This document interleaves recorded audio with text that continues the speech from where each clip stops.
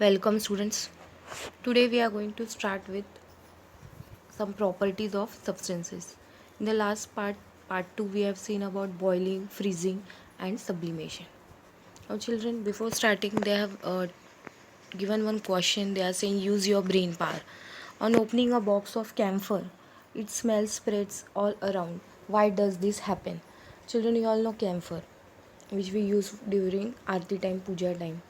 Children, we know it is a supplementary substance because it directly changes from solid state to gaseous state.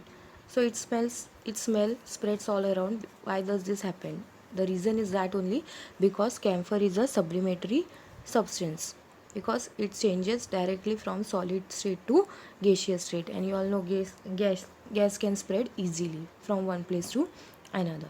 So today let us start with some of the properties of substances. Children, in the beginning they have shown you all some pictures.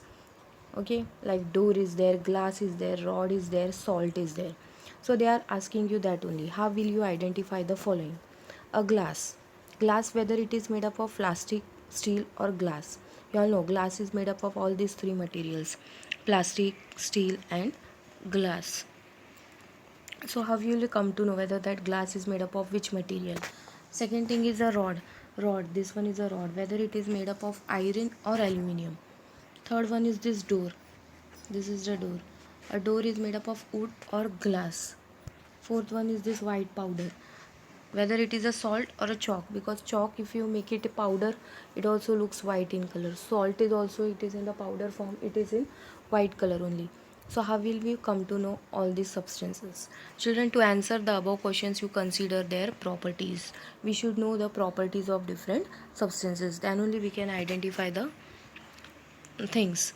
Example, what are that properties? Transparency, hardness, weight, color, the sound produced from it, solubility in water.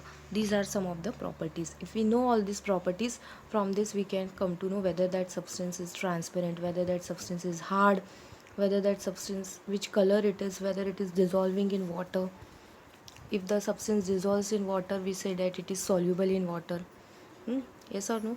Transparent, if from one side, from that, if you look that from that substance, if we can look the other side clearly, then we can say that the substances are transparent, from which the light passes. Yes or no? If we touch, if we feel it is soft, we say the substance is soft. If we touch it is hard, we say that the substance is hard. Yes or no? Weight, if more weight is there, we say that the density is more of that substance. If it is low in weight, we say that the density is less. So these are some of the properties. So substances can be identified by studying their properties. So let us study some of the substances with the above properties. So let us study the properties of substances in greater detail. So let us start properties of substances. Very important. The very first property which we are going to study is about brittleness. Now how will you come to know whether the substances are brittle? What will happen if pressure is applied on substance like chalk, brick, alum, glass or Rajgiravadi? Rajgiravadi is a chicky. Okay, these substances, if you touch, if you apply a pressure, what happens, children? These substances, they break. See here how that person has applied a pressure, and this piece of chalk has broken. Yes or no, children? It is broken into pieces, or if you apply more pressure, it will break into smaller pieces, or even it will convert it into particles. Such substances are said to be brittle, and this property is only called as brittleness. So remember that any substance which can be broken by applied pressure easily, that substances are called as brittle, and that property is known as brittleness. For example, you can give of chalk, alum, which we use for purifying water. Okay, brick, glass or Rajgiravadi is the chicky. So these substances, if you apply pressure, what happens, children? They easily break, and this property only is called as brittleness. So let's move to the second property. Second property is hardness.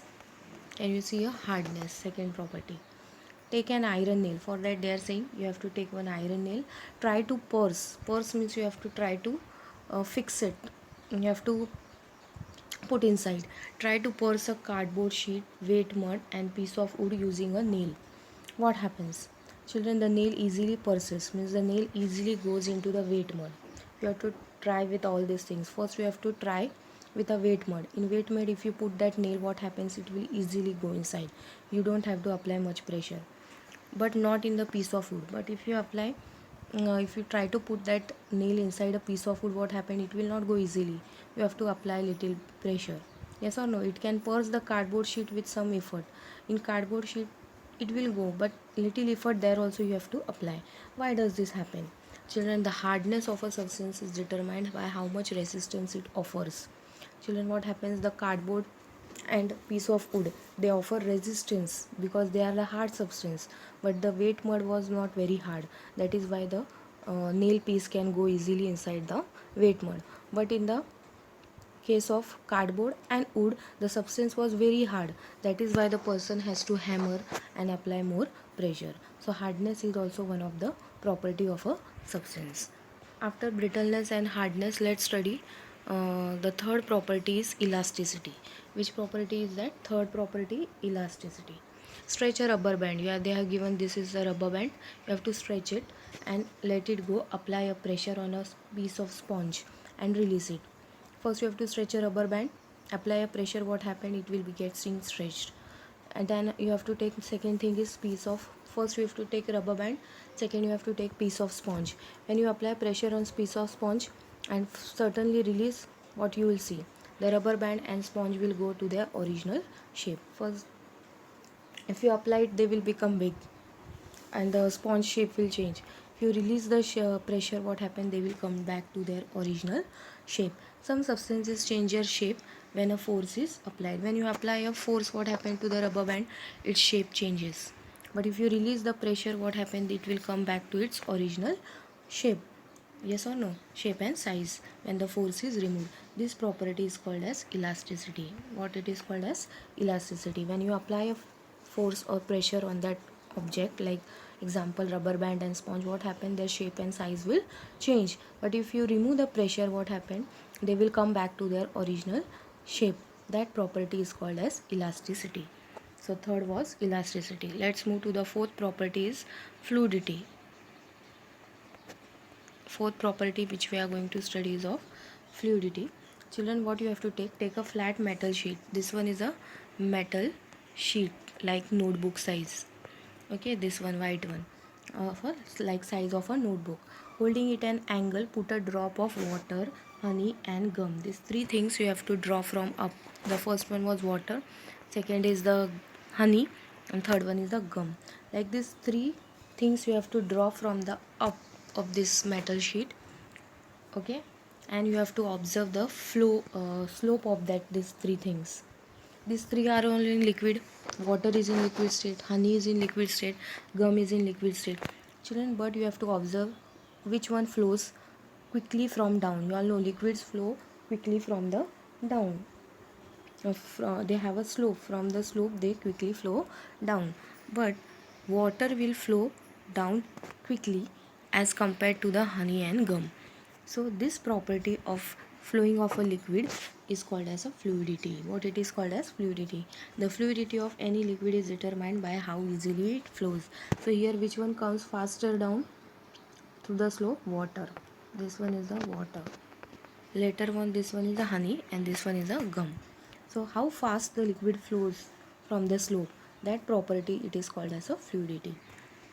After fluidity, the next property is density. We are going to study about density. If two blocks of same size, one wooden and one of iron, you have to take two blocks of same size, wooden and, but one is of wooden and other is of iron. You have to weigh them on a balance, tarazu. Tarazu vegetable vendors are having. Okay, balance. On balance you have to weigh these two blocks, one of wooden and one of iron, and you have to compare them. The mass of different substance having the same volume can be different. The difference, why this is different? The difference is because the difference in their densities, because one is of iron is heavy and wooden is lighter. That is why because of the difference in their densities, their volume is also different. Between substances of same volume, the one with a greater density are heavier than those of the lesser density. So sorry, the volume was same because they were of same size, wooden and iron. Though the volume was same, but the density was different. The greater density iron iron's density was more because it was heavy in weight, and the wooden was less in density because it is less in weight. That is why always remember the higher density object will weigh more as compared to the lesser density object. So iron has more density as compared to the uh, wooden wooden's density. So density is the next property. Let's move to the next one, solubility. Next property of substance is solubility, children. Take a glass of water. You have to take a glass of water, add some salt, fine sand and sugar to it, and try to dissolve them. Try this one by one. First you take a salt and try to dissolve it. Second thing you take a sand, and third one you try to take sugar and dissolve it. Repeat this replacing water with kerosene. Later on you have to take kerosene as they have shown in the picture. What do you observe? Some solid substance dissolve in a particular liquid. If a solid does not dissolve in a liquid, it is said to be insoluble in that liquid. Suppose in water salt and sugar are dissolving. That means we will say that salt and sugar are soluble in water. But now example, you have to take salt. Salt is soluble in water, but if you take in kerosene, if you try to dissolve the salt, it will not get dissolved. That means salt is soluble in water, but it is insoluble in kerosene. So such substances which are soluble in water, they are called, so they are dissolving, they are called as soluble. If they are not dissolving, they are called as insoluble. So this property of substance getting dissolved is called as solubility. Now the next property is transparency. See here, the last property is transparency. When we look through a substance and see the things on the other side, then that substance is said to be transparent. This property is called as transparency. See, from the window, this window is of glass window, this girl can easily see the moon which is at the other side. So that is why if we see some substance from one side to the other side, this property is called as transparency. Transparent, that substance is said to be transparent, and that property is called as transparency. For example, glass, plastic, clean water and air, these are transparent substances because from that we can easily see the other side. So here ends our properties of substances. In the next part we will study about some properties of metals in detail. So till then revise your lesson till here, all the properties of substances.